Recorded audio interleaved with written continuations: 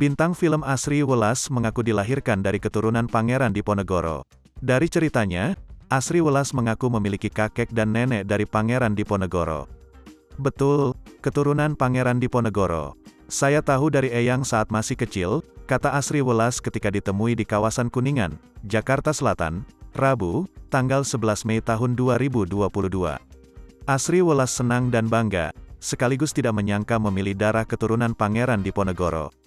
Namun, Asri Welas sering menolak setiap ditanyakan garis keturunan keluarganya, yang masih erat hubungannya dengan Pangeran Diponegoro. Saya diajarkan tidak terlalu membahas silsilah keluarga.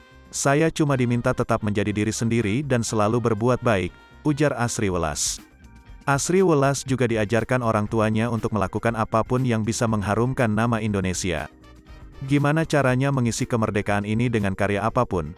Nggak usah menjadi hebat, yang penting kerjaan bagus dan berguna bagi orang lain, kata Asri Welas.